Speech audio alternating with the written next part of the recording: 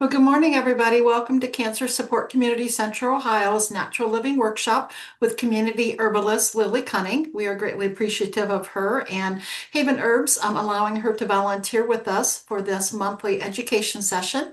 My name's Darlene. I am the program manager here at Cancer Support Community Central Ohio. And Lily, as always, thank you so very much for providing this very valuable and necessary education class. Oh, you're very welcome.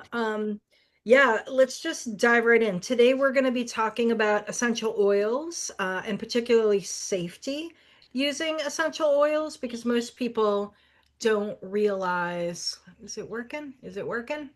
Huh, let me see. No, I'm only seeing Zoom. Okay, hold on. I thought I selected my screen share. Okay. There we go. I think that's better. Yay. Okay. Yay. All right. So gets kind of cut off for me. I'm gonna try and do this. All right. So everybody see it and it's not blocked or whatever. I've got a small laptop, so no matter what I do, something's in the way. But um so today we're going to talk about essential oils and particularly essential oil safety.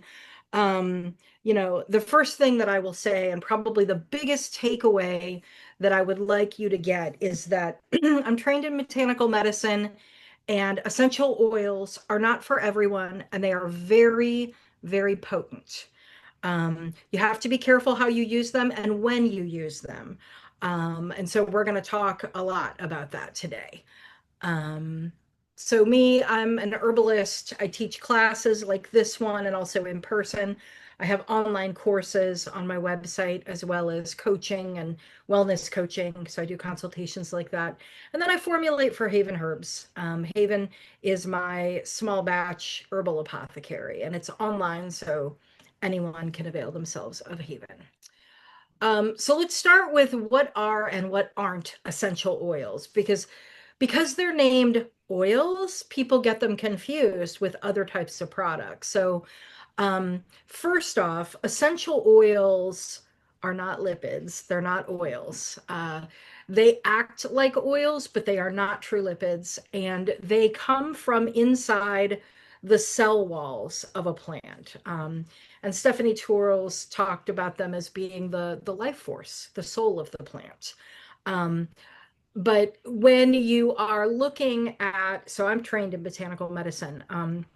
When you look at a plant, there are there are dozens to hundreds of phytochemicals, plant chemicals within a plant, and essential oils only extract a certain kind and a certain type. So you're not getting, like if you have peppermint oil, for example, you're not getting all the phytochemicals in peppermint when you use peppermint oil, only a handful.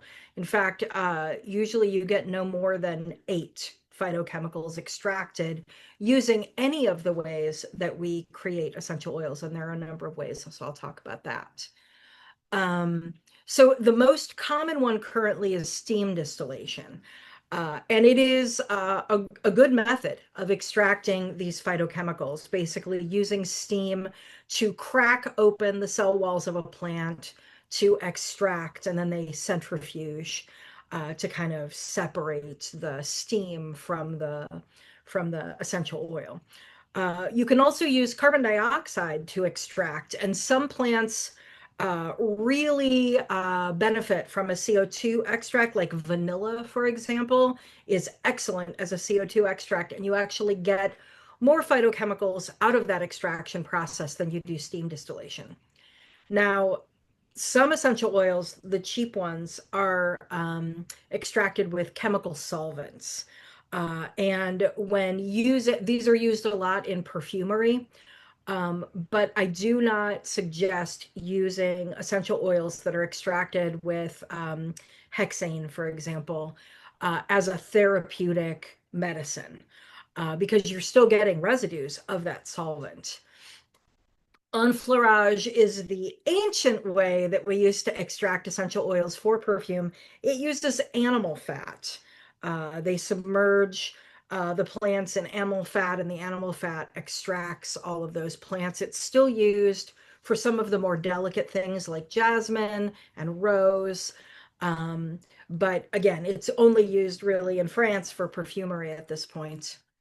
A calipique is basically these monstrous machines with huge teeth on cylinders that kind of uh, come together. And it's used for citrus. The cheaper extract citrus oils aren't steam distilled, they are a calipique, extracted by pressing.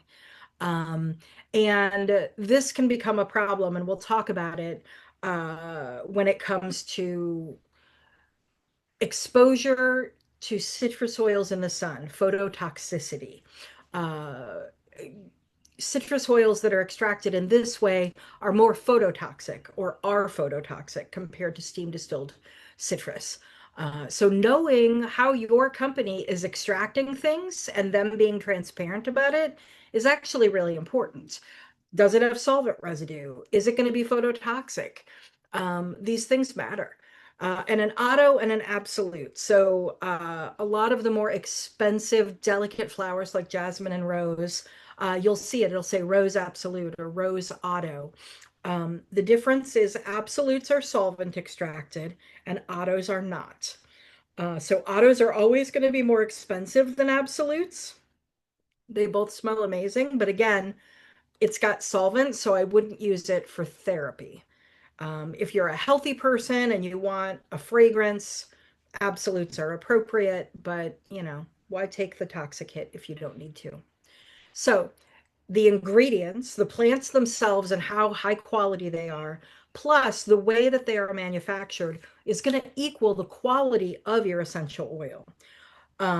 And a good essential oil company will tell you where they got their ingredients, what the botanical name of the ingredients are, what part of the plant is being used for that essential oil. For example, cinnamon leaf is different than cinnamon bark. Or clove bud is different than clove leaf. They have different phytochemical compositions and are used for different things. But if it just says clove and it doesn't tell you what it's used, what part was extracted, you're in the dark. And a good company will tell you all of these things. I'm going to give you a copy of this slideshow as well as an ebook that I wrote on essential oils, which will have cheat sheets on what is safe for children, what is safe for pregnancy, all of those things. So I see people furiously taking notes, and great. But also, you will be getting some information after this session. I will email it to Darlene, and she will email it out to you. So finding a good brand. A lot of people are very concerned with, is this the best brand? Or, oh, my brand is the best brand. But here's the thing. All essential oils are therapeutic. So for them to say, oh, well, we're therapeutic grade, like, and giving you the presumption that other brands are not, no. All brands are therapeutic. All essential oils are therapeutic. I avoid the ones that are solvent extracted because I feel like if you're trying to do medicine, why would you also expose yourself to toxins? But the phytochemicals in the essential oils are therapeutic. Um, a good brand won't claim that essential oils are good for everything. I see so many internet memes about like, oh, there's an oil for that, or take them every day to stay well. Um, Number one, essential oils are remedies, meaning you take them when you have a situation. They are not tonics. They are not to stay well. You should not be exposing yourself to such a high level of chemicals, whether they're phytochemicals or otherwise, on a regular basis. So, um, you know, we use essential oils in our toolkit as an herbalist for, acute situations. Also, just because they're naturally sourced does not mean they're harmless. Arsenic is natural, but it can hurt you, right? And so it's important to know how to use essential oils safely, which is what we're going to talk about today. A good brand will also offer safety information on their websites through their salespeople, if they have salespeople, and on their packaging. Now, I prefer the essential oil brands that don't have salespeople because I like to take my time in making decisions and not feel pressured. Um, Also, the MLM brands, many of them have some other problematic things that they do, like violating the Endangered Species Act, for example. So I avoid MLM companies that have salespeople for their essential oils. But offering safety information is important, and you should be able to get an MSDS sheet for every single essential oil you buy on request, or they could have them available for download on their website.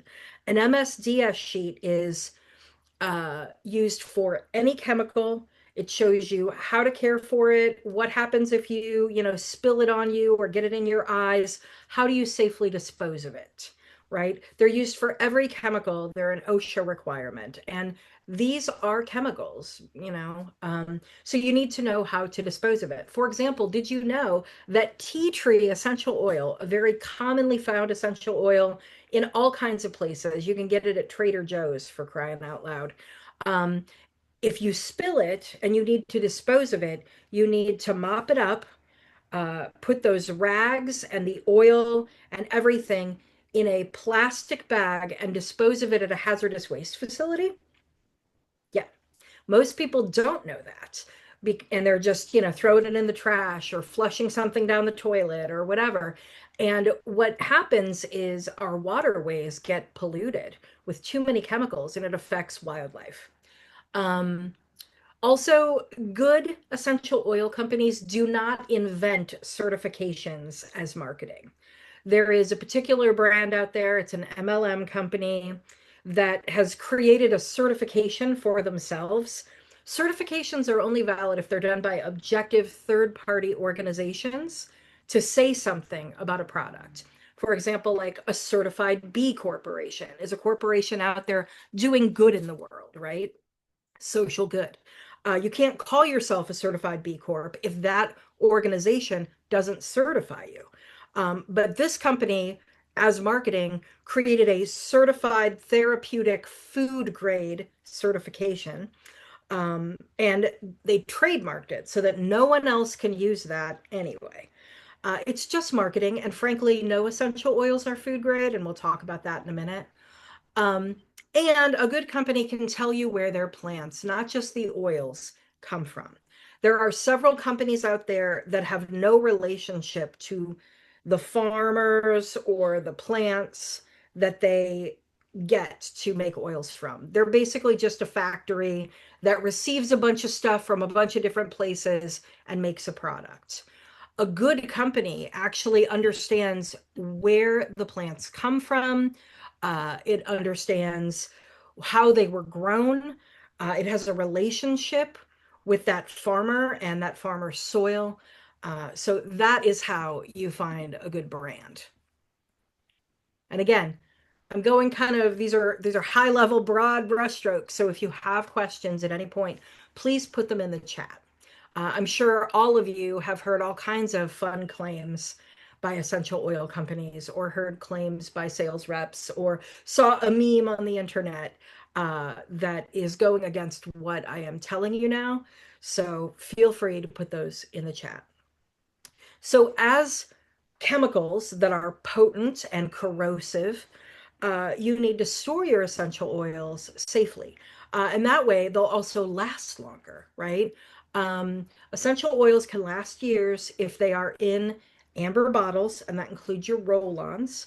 And they are stored in a room temperature, not hot, not cold, place out of direct sunlight, right? Because sunlight will degrade it, even in the amber bottle.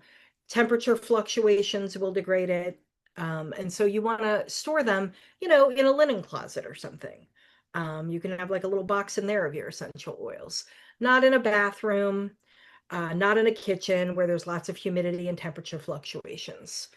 Um, Now, essential oils are expensive, but knowing how to store them properly will mean that your investment lasts a long time. So Also, they're very concentrated. And so you are measuring essential oils when you're using them by the drop.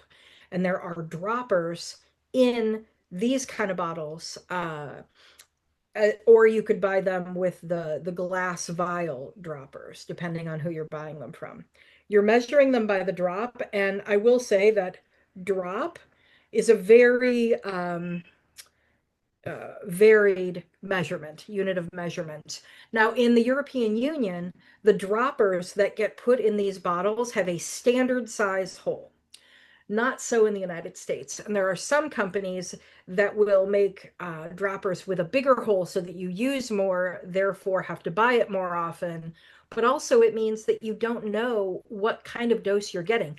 If you're following a recipe and it says put 3 drops of orange in something, if you've got one of those droppers that has a bigger hole, you're probably getting more like 6, right? And again, these are potent, so you want to measure them by the drop. Um, so keep them tightly capped as well because they will evaporate, right? Do, do, do, do. So let's talk about how essential oils work so that we can debunk some of the myths that I have seen on the internet about how to use them. So essential oils work by entering your bloodstream, and then your bloodstream carries them around to where those chemicals are needed. Now, there are two safe ways of using essential oils, only two.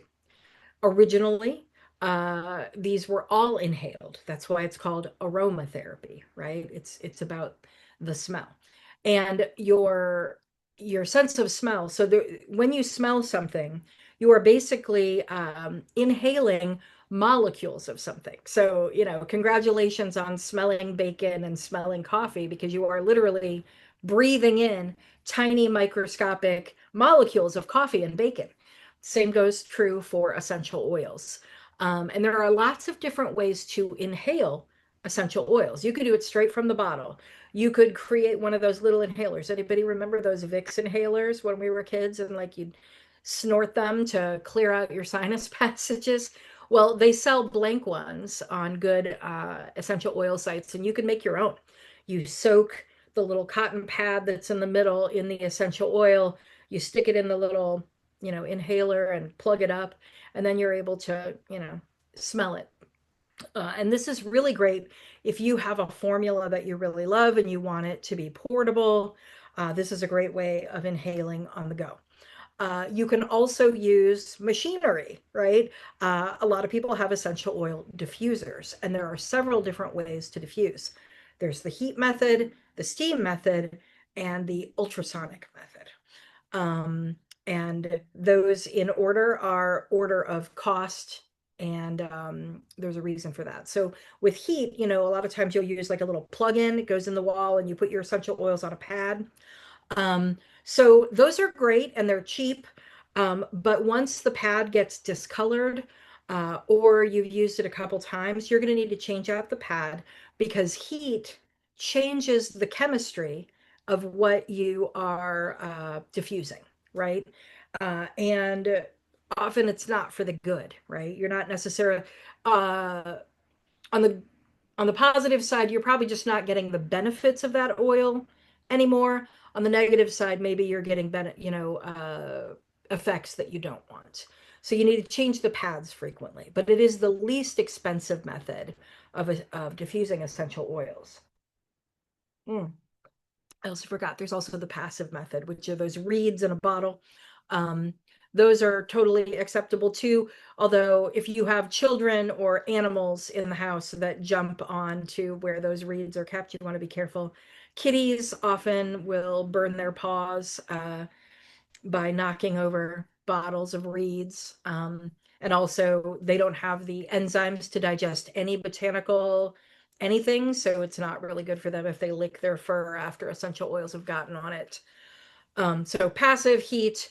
Now we go into steam. Everybody's seen like you go into the Whole Foods or whatever, and there's the little volcano of steam, the essential oil diffuser, and it's cold. So you have the benefit of it not being hot. So you're not changing the chemical composition of your essential oil. It puts it out into the air. These are larger droplets that get put into the steam. And that is a really effective way to do it.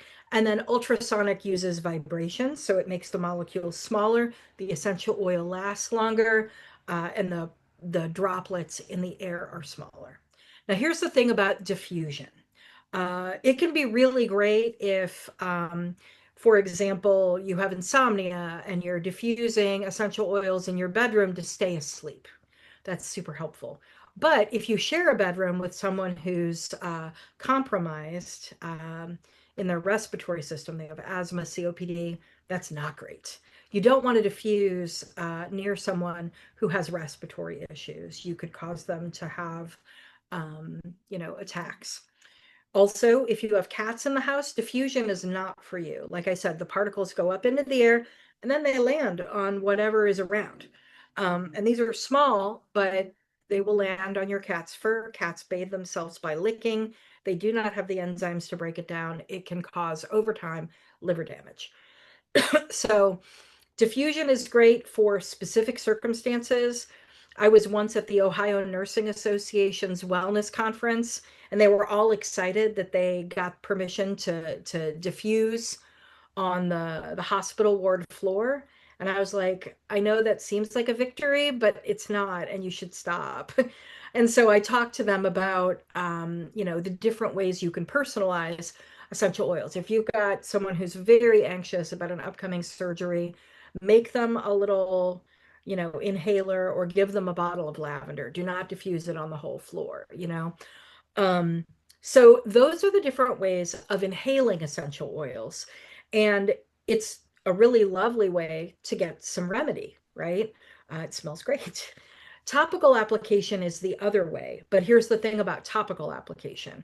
Never, ever, ever apply essential oils without a carrier of some sort. It needs to be diluted to the proper strength for the type of tissue that you're putting it on, the population that you're applying it to, and the surface area of the skin. It's a little more complicated, but it's not that complicated. And the book that I'm going to send you talks about what percentage is good for what population and what usage. So, for example, I have essential oils in a face serum that I make, right? So it's only really being applied to the face. So it's a small surface area. And I'm using them for therapeutic effect. But people often use those every day, right? A facial moisturizer. So the essential oils are diluted to 1%. And again, I will send you a chart so that you know population and surface area, you will have it. But basically, there is never, ever, ever a reason to go above 25% dilution, and I never use that high of a percentage. The most I use is 10%, and that is in my bug spray.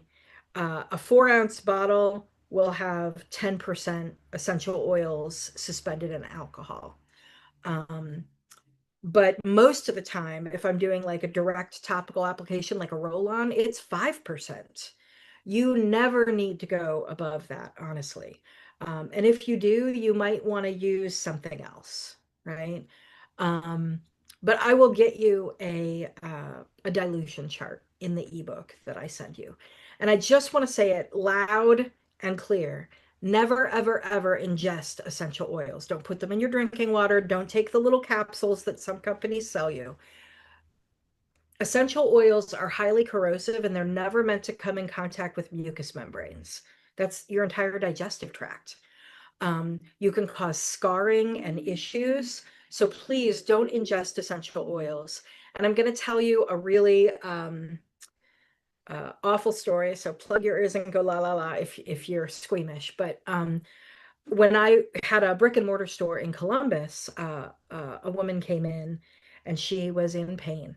And she asked me, uh, for help because she had a vaginal yeast infection that an essential oil rep told her to put a tea tree essential oil undiluted on a tampon and insert it. She got chemical burns in her vagina and it caused scarring, it caused permanent damage, but she was burned. And so she was very uncomfortable, and I helped her treat the burns and the infection because it didn't even cure the infection, darn it. But it was awful. And she was very young, so she has to like live with this injury from someone who maybe thought they were doing good by giving her a natural way of treating her infection, but it was not the right thing to do. So again, essential oils and mucous membranes, never let them meet. It is a safety issue. All right. So getting into the whole different ways of not safely using essential oils. Um, Putting it in your water, right? 1 drop of peppermint oil is 28 cups of peppermint tea. Peppermint tea can do your digestive tract just fine without using essential oils. There's no reason to ingest peppermint essential oil. And it's less expensive to use peppermint tea. You can drink more of it if you like. Yeah, so ingestion is not safe. Go for herbs if you want to ingest something rather than essential oils. Also, using it on the wrong population. Children, I don't use essential oils on children under the age of 10. I just don't. There are some oils that are so triggering to children, especially under the age of 6, in a respiratory way, that it can cause, asthma attacks in kids that never had any issues before. Peppermint is one of those. Rosemary is another. Very common oils. Eucalyptus. All of these can cause respiratory issues in children because the lungs are like the last thing to develop, and they're still developing when children are out of the womb, right? So we don't want to, use particular oils on children. Also, there are hot oils that using them topically can really hurt you. Cinnamon, clove, ylang ylang, which is a floral, but it is a hot oil, and you want to minimize the amount that you use in any formula. And when I was talking about dilution earlier, with like 5% being the max, for the hot oils, and you will get a chart in the book, I promise. Hot oils require a much lower maximum dose. Sometimes 1%, sometimes less than 1% if you're using it in a blend. Um, but there are so many ways to harm children with essential oils that I just don't recommend it. Herbs are safe, they are effective, and you don't need to use essential oils on children. I have seen chemical burns on babies because their parents thought they were doing a natural thing, treating their eczema or whatever.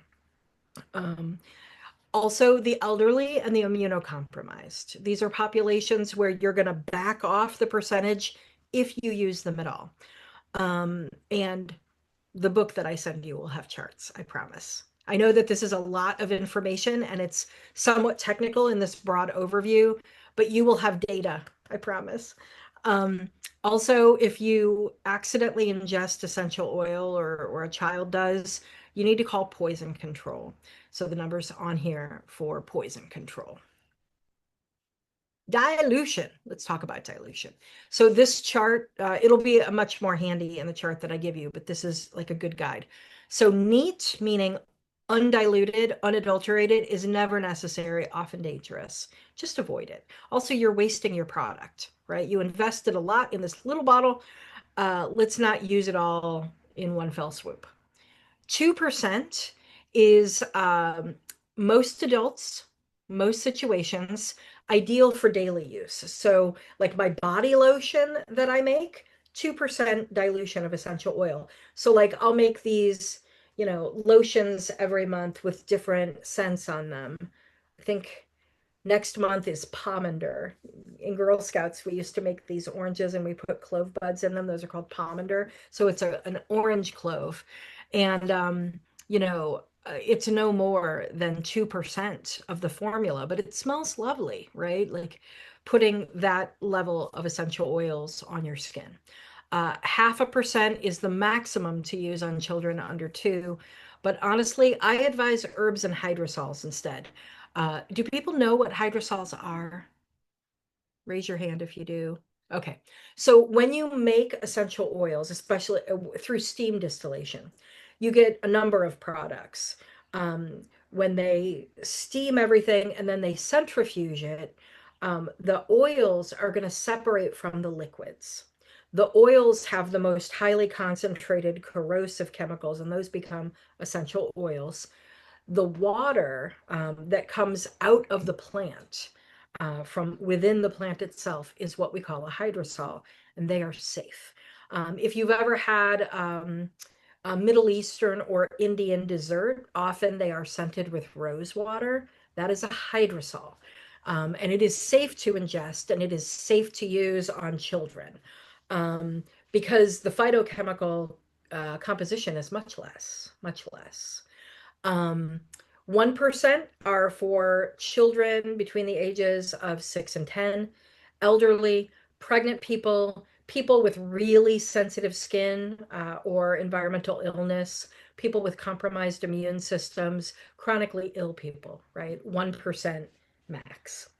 And then 3 to 25%. What a huge range. Like I said, I tend to use 5% for temporary acute issues. So, for example, I have a little roll-on that I make for pimples, and you just put it on a little spot. It's 5% uh, essential oils in oil. Um, so, dilution. There are two ways to properly dilute essential oils. One is in a carrier oil, and the kind of oil that you use is up to you, but I prefer cold pressed oils, not solvent extracted oils. And I tend to do it in extra virgin olive because most people are cool with olive oil, whereas some people have nut allergies, et cetera, et cetera. So I don't put it in an almond or anything like that. Um, I also, for like the pimple thing that I talked about, I use an anti-inflammatory oil. I use grapeseed oil that is pressed.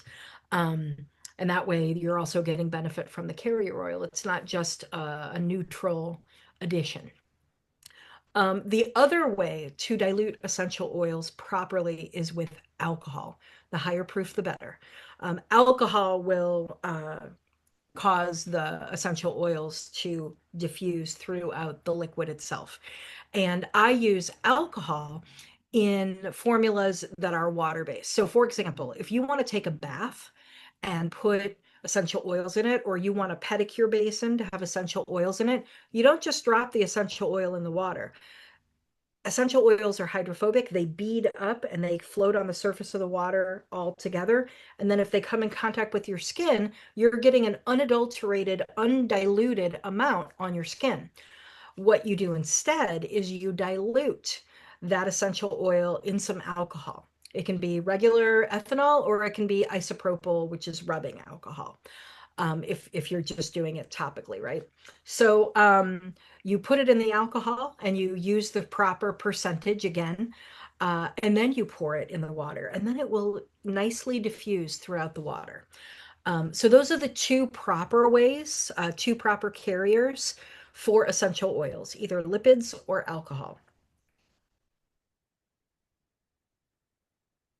Other safety issues with essential oils. Pets in the home. I mentioned the cat situation, right? Homes with cats just shouldn't diffuse essential oils. And that's a bummer, but you'll live. It's not that big a deal. And you can still inhale essential oils on your own, just not get it everywhere. Phototoxicity. Now, this happens with citrus oils, particularly ones that aren't steam distilled. What happens with the calipique, that machine that you know, uh, gets the essential oils out, is when they centrifuge it, because uh, the the method extracts larger molecules from the citrus fruits than steam distillation does. And those larger molecules are phototoxic. And so all gets put in the bottle when it's, pressed. And if you put it on your skin and then you go out in the sun, it increases your chance for skin cancer by, I'm not kidding you, I'm not exaggerating, 2000%. So knowing how your essential oils are made, trusting your source, and perhaps avoiding citrus oils on your skin during the summer when you're out exposing yourself to get some vitamin D is good. Like I said, I make pomander, which is an orange clove, in the winter. I don't make it in the summer because those citrus oils can be phototoxic if you don't know your source. Now, I know my source, but I don't want to send the wrong message to people. So I make citrus-based scents in the winter. I don't make them in the summer. Um, Also, using in mixed areas. I mentioned the hospital scenario, also in homes where people have asthma, COPD, you know, everybody will be getting the same dose of all of it. So it's not narrow use in that way. So be careful. And believing the MLM hype and their lies, the certification lie, the they're good for everything lie, the drink them in your drinking water lie. Like there are so many of them. Um, Another one that they use, which infuriates me to no end, is the detox, right? So you're using this natural product, right? And they tell you to use it neat, undiluted, and you put it on your skin, and it turns red and it hurts, and you're burning. You know what they tell you that is? They tell you your body is detoxing. The essential oils are helping you to purge toxins, right? Not that you've been chemically burned, which is what really is the case, but that you should go ahead and do more because you're making it, you're accelerating all those toxins out of your body. It makes me so mad, y'all. As someone who cares about people and their healing, this lie hurts people. So yeah. Also, there is a whole letter to and from in the ebook that I'm sending you, but frankincense does not kill cancer cells. Okay. I know that there are a lot of people who have heard this, but frankincense is a cell protector, and it will protect all cells, whether they're cancerous or normal. So you do not want to use frankincense when you are undergoing cancer treatment. It will undermine the efficacy of your treatment. And if you're going to go undergo such a radical, uh, extreme treatment as radiation or chemotherapy, you want it to work, dang it. Like, don't let that person tell you, oh, you should also do this, it'll help. No, it won't help. It might actually harm. So please, don't believe lies, look them up. And here's this line here, Essential Oil Safety by Robert T. Sarand. It's somewhere over here next to my desk, but I'll have to go off camera to get it. Anyway, that is the book. This is the book that trains certified aromatherapists on how to do their job. It is a thick textbook full of all kinds of weird chemistry stuff, but it also is a gem on safety. Um, that is what I learned from. And yeah, the author, Robert T. Sarand, who coined the term aromatherapy back in the 70s and is still the world's leading expert on essential oils, there is a letter to someone talking about frankincense and cancer in the book that I'm going to send you. Okay. So please, if you're doing that right now, please stop. Um, Sustainability issues. So I believe that the health of the planet is directly tied to the health of the human beings on it. And essential oils are not really a sustainable product, right? They are a natural product. They come from a natural source.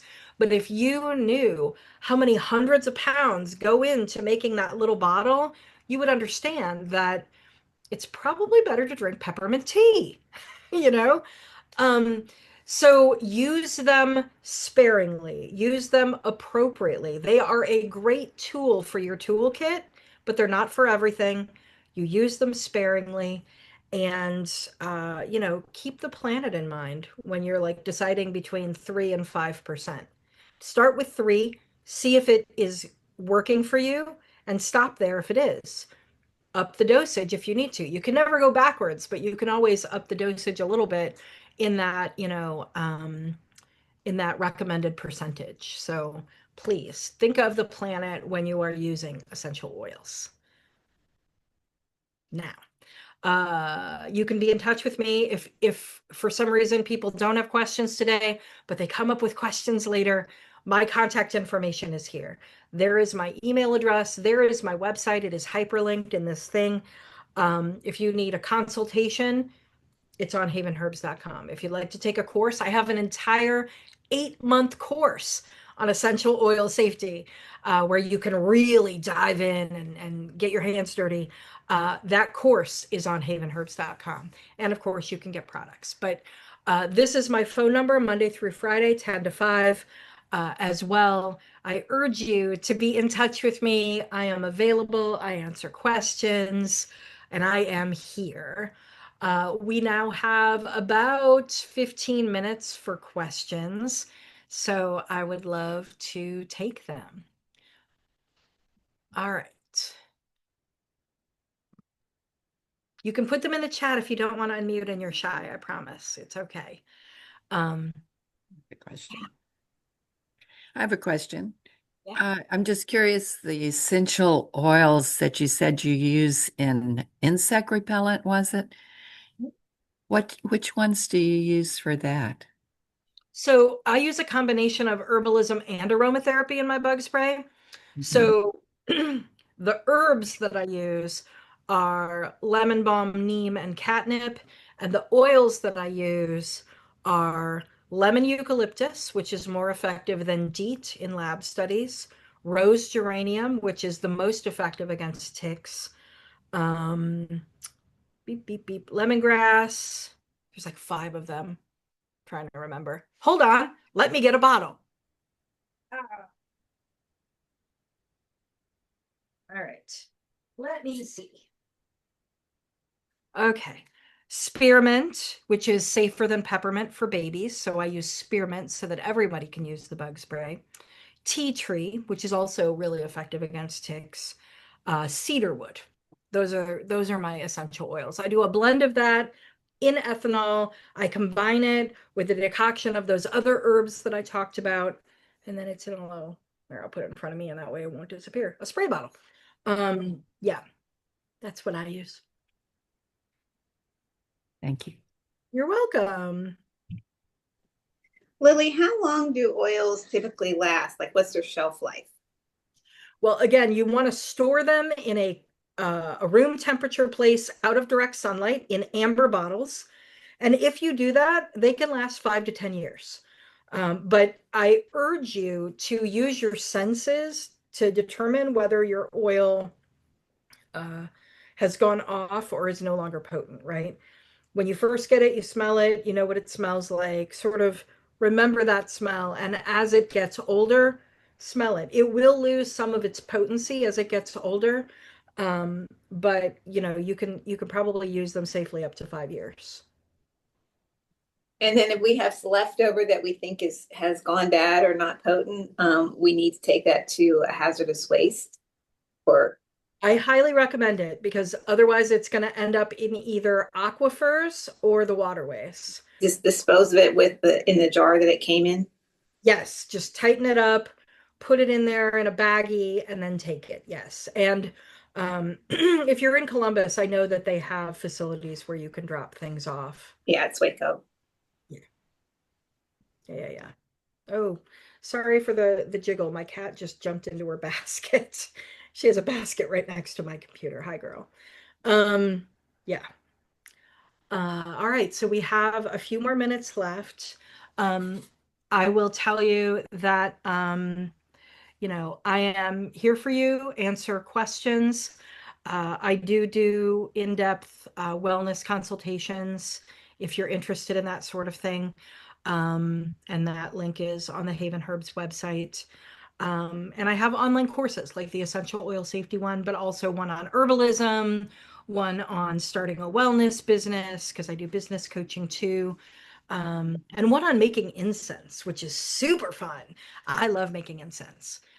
It's really lovely. And often I will use incense before I use essential oils to scent my place. And it's also therapeutic, right? People have been burning botanicals for therapeutic use for a long time. It's the reason why frankincense is used in the Catholic Church, right? Frankincense is an antimicrobial. And back in the Middle Ages, if you had all those people gathered in one place, breathing the same air, you definitely want to repel whatever you can. So, you know, swinging that thurible full of frankincense, good idea. Okay, I have another question. Sure. Uh, when I was cleaning out some things I didn't know I had, I found this little kit of essential oils. I don't know Alopecia. if you can see that. It says Discover Relaxation Kit. It has chill pill, lavender, sweet orange, and uh, PATCHOULI. Patchouli. Okay. The brand looks like it is Yeah. AURACACIA. Is that a good brand or not? Yeah, actually, Oracacia is manufactured for Frontier Cooperative in Iowa. All of those oils are organic, and they are a member co-op. So I'm a big fan of cooperative economics, so I like that. And yes, all of those oils are potent. They are organic. And it sounds like you have one blend, the chill pill, and then three simples, right? Three single plant essential oils. Okay. Patchouli is definitely an acquired taste. I love it, but I like earthy, woody, funky kind of smells. So you may love it, you may hate it. And it's the same is true for all humans. So, I make some patchouli blends and I'm like, smell it first, see if you like it. And yeah, it's almost an immediate reaction, like, yes, I love this, or ooh, God, So definitely test it out before you slather anything with it. I have no idea where I got it, or maybe it was like probably 4 years ago or something, and never used it. And Yeah. after listening to your presentation, I don't think I want to use any of them, quite frankly. I have grandkids here around quite frequently, and I'm not sure that I want to take the chance. And okay, so I do want to say that um, I don't want to discourage anyone from using essential oils. They are a great part of your toolkit, but they do require a little bit more knowledge than Right. other types of things. And unfortunately, they've been popularized by these companies trying to make a lot of money in a way that has led people to some unsafe usage. And so I feel like I often have to double down on the safety info. But honestly, once you get the ebook and kind of flip through it, you can look at the dilution charts and make it so that you can enjoy them, I promise. Lily, I have a question. Sure. I keep hearing that you really need to learn the Latin names for the plants to know what you're getting. Mhm. Can you explain, like, are some companies sneaking in parts of the plant that are not health producing, or what is the implication? So, for example, so botanical names are very specific to one specific plant. However, common names can be many different plants. And as an herbalist, I also had to learn the botanical names, the Latin taxonomic names, right? For example, there are at least a dozen plants named self-heal, right? But are we talking about Prunella vulgaris? Because that has a specific profile with specific phytochemicals and specific health benefits. So it is good to know botanically what you're getting. There are several different kinds of orange and lemon, for example. With lemon, one of them is always phototoxic. One of them is not if it's steam distilled. So understanding what botanical you're getting is important, as is knowing what part of the plant is being extracted. So, like I said, clove leaf, is different than clove bud. Clove bud is a very potent um, uh, anesthetic, for example. Clove leaf is often used by painters. They put it in their solvents for paint, and it helps clean their brushes more effectively. So it just depends on what you're using it for. And like I said, so essential oils have a bit of a learning curve.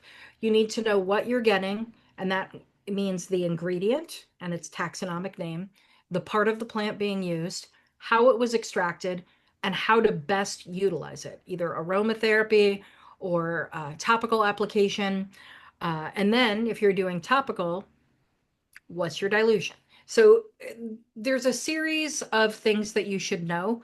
But once you know it, it's like riding a bicycle. I promise. Thank you. You're welcome. I have a question. I mix essential oils and put them in my diffuser. Um, is that good or bad? Neither. Not. It's neutral. Yeah, so you can blend whatever essential oils you like together, and you don't have to dilute them to put them in a diffuser. So you can come up with the blend that you like and put it in your diffuser. The only thing I would caution you about with diffusion is who's in your home, right? So children, not so great. Yeah, Elderly, just me. Just uh, me. well, then you're probably fine and you probably enjoy it. Okay. Yeah, because I like this. I mix them and like lavender and spearmint, eucalyptus, frankincense. I'll mix all of them in and put them in the diffuser and just let it go for That sounds, hours. yeah. I wouldn't do it every day, but because you have to think about how many phytochemicals you're inhaling all the time. But doing it a couple times a week, that's lovely. That's lovely. Okay. Okay. Thank you. You're welcome. Any other questions? We have 8 minutes left. And it can be about essential oils or it could be about herbs or wellness in general. I'm happy to answer all questions. That's what I'm here for. Petting my kitty.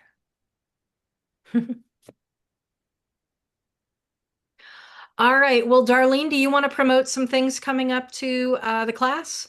I do. I hope everybody can join us on the morning of, sorry, I need to put my glasses on, November the 29th, 25th. Lily will be back for the final 2025 Natural Living Workshop. She'll be doing stress management and emotional well-being. So Lily, again, we appreciate you coming and joining us today. For those of you who have joined us, I will forward those things from Lily as she mentioned. And then I'm going to be uploading the video today and putting that on our YouTube channel. If you want to go back and review that and you go to YouTube, you do have to type in our whole name, Cancer Support Community Central Ohio. If you do just Cancer Support Community, you get the videos from our headquarters, which are wonderful. They're just not ours, and you'll miss out on Lily. So Lily, again, greatly appreciate your time and your expertise. And we will hope everybody has an uneventful month, and we will see you on the 25th of November. Yeah, absolutely. And thank you so much, everyone. And I appreciate your attentiveness. And if you have any questions at all, my email is in the chat, and you will also get the ebook and the presentation with some embedded links.